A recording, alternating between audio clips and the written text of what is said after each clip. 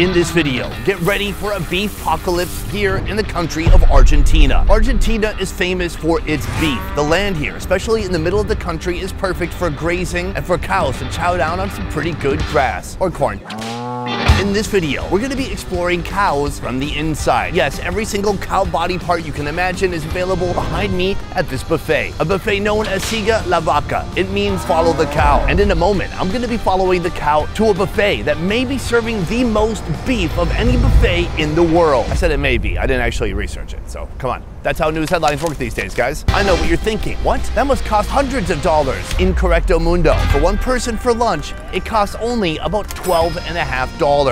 You couldn't even do that at Old Country Buffet. And their potatoes are made out of cardboard and glue. I don't just want to eat here. I want to see how they run this place. The buffet is going to open in about half an hour. And right now there are literally hundreds and hundreds of pounds of meat on the grill. Let's go inside and see what it takes to prepare the most massive beef buffet in the world. Asterisk may not be the biggest, actually. Let's move. Cow. Looks like this cow ate the wrong mushrooms in the pasture. Look at his eyes. Whoosh. As soon as you walk in here, there's already smoke filling the air. I'm not sure if you can see it by way of the camera. And that smoke is leaking out from the kitchen. We're gonna head back in there now. Oh my God. Take a look at this. It's 100 feet of grills. Holy shit. Right here we have the head chef. This is some raw meat that he's trimming and preparing. But behind me, we have a load of steaks right here, tons of different sizes of beef steak right here. This is some chicken. That came from, well, not a cow. Boom, a load of salt going down on all the meat here. As we walk down, I mean, these look like giant briskets. There is so much protein here. It's unbelievable. Here, a bunch of chickens, halves, put on the grill. These are gonna head out soon too. Right here, we have some stuffed chicken. We have kidneys, sausage, beef, tri-tip, pork shoulder over here. Oh, this is where it gets really hot. Guys, I'm telling you, it's about 200 degrees right here where I'm standing. This thing is just absolutely loaded with charcoal. Anytime they need some, they grab it, they head down here, and they toss it under the meat just like this. You gotta be really careful when working here. Now, this section is a little bit different because this is front facing. So the guests that come in, they'll be able to see the food that's on the grill here. Point out what they want. They have a cutting board right here so they can just grab the meat, cut off some pieces, give it to you, put the meat back over the charcoal so it stays nice and hot. They are just stocking this area up right now. We have blood sausage, another type of sausage here. We have wonderful internal organs, kidneys. So in just a few minutes, all of this is going to be filled up. You gotta watch out every time you walk around here because someone might be carrying a shovel full of charcoal, but we're good. Instead, what he's bringing is meat. So he's got a load of chicken here. Cooking at a place like this really requires some precision. It can't be too raw, but it can't be overcooked and dry. Right now, the chef is finishing up a new fresh batch of various beef cuts for the buffet. We have giant Fred Flintstone-sized steaks, picanha, whatever this is, and a cut I'm not so familiar with, but all that is for later. For my first course, I'll be sampling the love child of a porterhouse and a pepperoni pizza. So he says he's about to make a type of meat pizza. He's got these huge pieces of flank steak right here that he's putting on this flat top. As far as I know, we have meat, we have sauce, over there we have cheese, and somehow that's gonna make a pizza. Step one, he puts the sauce on top of the meat. This looks like a combination of roasted tomatoes. We've got bell peppers, onions, likely some garlic, olive oil. On top of the sauce, we're getting a load of this mozzarella cheese. Just look at the scale of these. This is enough meat to feed 27 people. Cheese it up. Right now he's putting some oregano on top of our pizza. After a few minutes, the pizza cheese melts and it's ready to be sampled by the public, which fortunately includes me. Our first course is done. I want to be the first one to dig into this pizza right here. Oh yeah, that's a nice big piece. He's gonna cut that for me. Oh yes, these are looking crispy and good as heck. This is a pretty good portion of meat to start the day with. Muchas gracias. Let's go sit down and try it out. I know most people would go to a buffet like this and start with some salad or vegetables, but I want to start with something heavy and something meaty, and that's what we've got right here. The chorizo. I'm gonna cut that in half. It's got a nice snappy skin on the outside. It looks plump, shiny. It looks like a 50-year-old Floridian woman who's been in the sun too long. Crispy. That's what I'm saying. Try it out.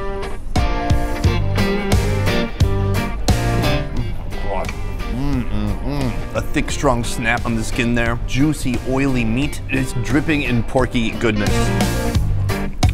Oh man, the meat sweats are coming. I'm gonna overdose on meat. Let's dig into this, the main course. The mozzarella has melted down a bit, and then that sauce. People here know how to make a delicious tomato sauce.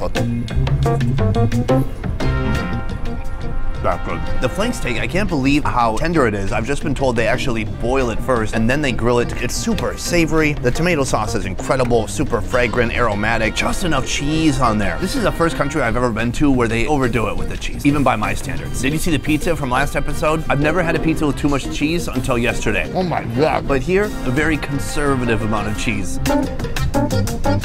This is course 1 out of 25. Let's keep moving. Aside from the hot grill where they're serving up fresh hot meats, they have a cool area too. First of all, we have this. This is a very intimate piece of the bovine. This is the tongue. Beef tongue is one of the most underrated parts of the cow. I can understand why. When it's in its tongue shape and it's flopping around, it's a little disconcerting. But if you cut it into thin little slices, it's very dense meat. We have some bull testicles. Wow, that's wild. No, I was kidding, that's eggplant. But I got you, right? It looked kind of, Love it. Most of the other items in here, it's a lot of plant matter and some other local favorite recipes. Right here, we have essentially a salad bar. I don't want to judge these people, but what the f are you doing? We're at a beef buffet. Have a salad made out of a cow. Skip. We have all the cold cuts. We've got some loaf. We have olives. We have deviled eggs. We have a cheese salad. This is my kind of salad right here. We have a rolled piece of beef. It's called matambre. It has some veggies inside, some eggs. You can see the roll marks in it. It looks fantastic and slightly unusual. I'm definitely going to pair that with my beef tongue. Here you'll also find all these different cold cuts, ham, cheese. It's like classic picnic food. A bottle of wine and all this together, very nice. And then right here we have some of the hot local favorites, and there's a lot of stuff here. Some of it we tried last time, like look at that schnitzel just schnitzing right there. We have some spinach that's been battered and then fried. And then we have an assortment of quiches, a beautiful ham and egg quiche. It's essentially an egg pie. We've got this round, let's go back to the table. All right, folks, here we go, round 2. Right here at the last moment, I decided to grab this. This is like a little spinach fritter. Oh, it's so doughy on the inside. Let's try it out. I mean, it is vegetable, so it is healthy. It doesn't have a ton of flavor, so it tastes almost a little grassy, more like borophyll. Anybody? No? Okay. I think it's okay. It needs like a Mexi ranch or an onion ring sauce to dip it into. Here, we have something very common in Argentina. This one filled with egg, ham, and queso. I'm gonna break it in half just to see what happens. Okay, almost nothing. All right, let's try it out. Oh, I love it. Like a salty, hammy, cheesy egg loaf. Look at that. Perfectly tiny, diced little pieces of ham. You don't want a ham overdose. That's what happened to DJ AM. Oh, it wasn't a ham overdose? Okay, my bad. But then from here we get into the unfamiliar. We're gonna work our way up to that tongue, but first, how about some beef loaf? The strata. It's like a tree, so if you count the rings, you can actually see how old this loaf is. This one's 4 years old. That's not true. Let's try it out. It's a lot less processed tasting than I expected. So thick, chewy bits of meat, some fresh vegetables, and the occasional egg. Is it bursting with flavor? Actually not. This is a passionate country. They go from one extreme to another. There is no middle ground here, especially when it comes to beef tongue. Cheers, let's try it out.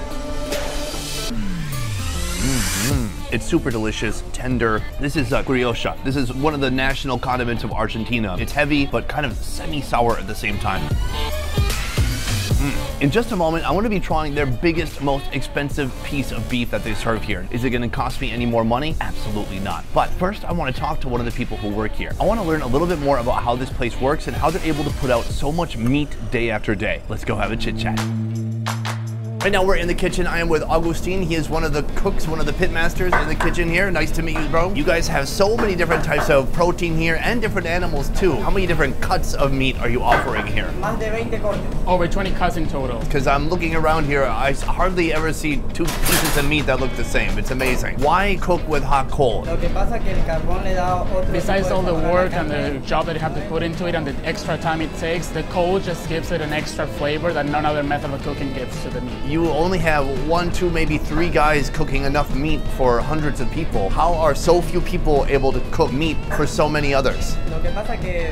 They get along really well. All the tasks are really well divided. One is receiving the meats, the other one is cutting, the other one is prepping the deal. They have every task really divided, and everyone is specialized or knows what to do and when to do it, so that things, like it's a well-run machine, well-oiled. If you had a son and your son became a vegetarian, would you jump off a bridge? No. Not a bridge, a building. Okay. In a moment, I'm going to be trying out some of the organ for you. What is your favorite cow organ? Kidney and mocheja. We're about to go back in line. Let's get some organs, including the cow kidney. We're back for another round. This time, I'm going for some of the offcuts. Hola. Can I have a blood sausage? Dos. All right, this is the blood sausage coming up then. Yes. Oh God, that looks like. Oh, what is that?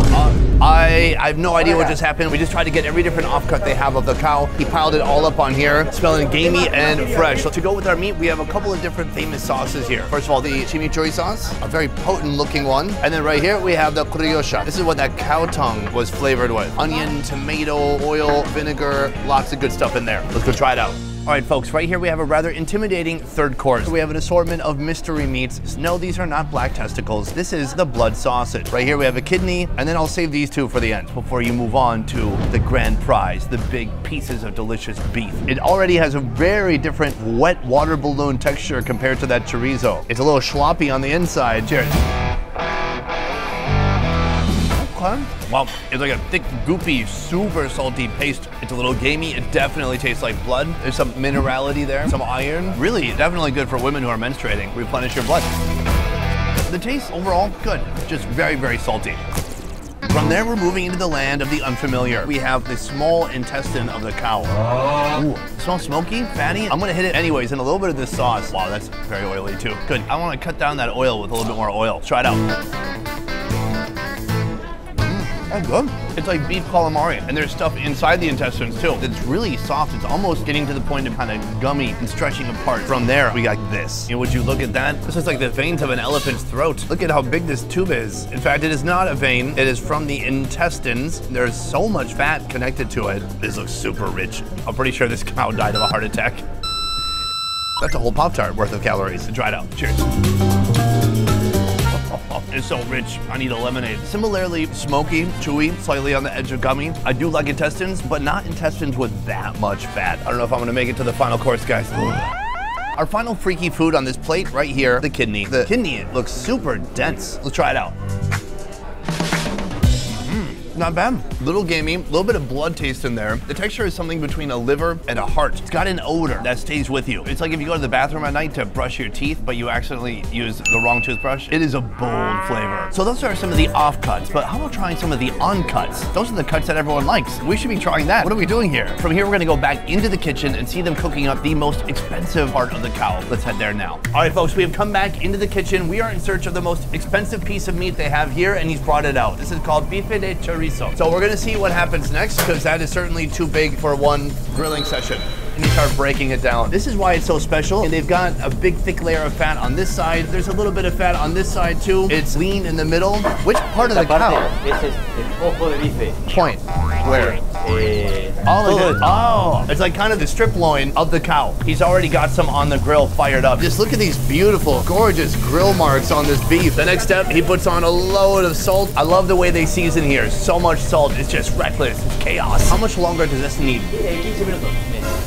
Wow, so like he's saying 15 minutes just to get it medium rare. When this is finished, can I eat a whole one? See? That's amazing. I'm so excited. Gracias. Uno bife de chorizo, por favor. Uno. All right, gracias. That is supposed to be a medium rare. Oh my lord, that looks beautiful. Muchas gracias. Since I'm here, I might as well get one more thing. Beef ribs. These are some beautiful looking beef ribs. Si. Perfecto. The beef apocalypse is upon us. Let's go sit down and try it out. All right, folks, this is the most expensive steak they have right here. This looks gorgeous, nice big grill marks, but you're supposed to let your steak rest for a bit. We're gonna jump into this. Asado de tira. That just means strip of beef. Try it out. That's good. It is just incredibly fatty, rich, smoky. This is roasted meat, so everything's gonna be a little bit more firm. I'm gonna break off some of this membrane around the bone. Overall, it's chewy, but not at all in a bad way. Guys, right here, our steak has rested long enough, and this looks gorgeous. A huge strip of fat right here. Some oils and juices are just leaking out of it. Obviously, on the outside ring here, there's a load of fat, but I'm gonna go for this section right here. It was mostly lean. Cheers. We got a winner. So rich, juicy, savory, incredibly salty. The multiple times today when he was salting the meat, it's not exactly a meticulous process. He just dumps a bag of salt on everything. When you taste this, you're not really searching for other flavors to add to it. It's just beefy, juicy, and super salty. It's very nice. It's all about the grill. Even the steel is adding something to it. The smoke, the charcoal, and the big fatty pieces of beef with loads of salt. Nailed it. That truly did not disappoint. If I came back here again, I'd probably eat a little bit less kidney and a little bit more of the prime cuts, but we had a delicious array of foods today. And in one moment, I'm gonna step outside and tell you which today was my favorite. All right, folks, and that is the end of our video today. Can you believe it? All of that meat, tons of different selections. I didn't even try the chicken. I'm not even sure if I had pork today. All of that for only $12.50. It's pretty surreal, completely unbelievable. But man, here in Argentina, they love their meat and they know how to do it at affordable prices. If I had to choose one that was my absolute favorite today, the answer may surprise you. It was actually the chorizo. That plump little sausage had it all. It was small, economy size, but it knew how to get the job done. Otherwise, before we go, I want to say a huge thank you to Locafy for making this video possible. We have a guide from Locafy with us for this whole trip, introducing us to some of the coolest, most interesting food spots in the city. Locafy offers customized private walking tours led by over 5,000 passionate locals in more than 300 cities around the world. If you're looking to have an authentic approach to tours, like a friend showing you around a unique, non-touristic place, giving you their own perspective and knowledge of the city, then I suggest booking a guide with Locafy. If you come to a city like this and you're traveling, you want to make the most of your time. Do that by working with a guide and you will have a blast, I promise. Otherwise, guys, that is it for this one. Thank you so much for watching. I will see you next time. Peace. Okay, I need a beef enema. Does that exist? If it exists anywhere, it would have to have been invented here. Oh, that's too much. That was too much beef. I overdid it. Wow, the cheese, the beef. This place has no chill. If you love Indian food, then you're gonna love our new channel, Best Ever Food India. Subscribe now for weekly videos showcasing the most unique street food from around the country.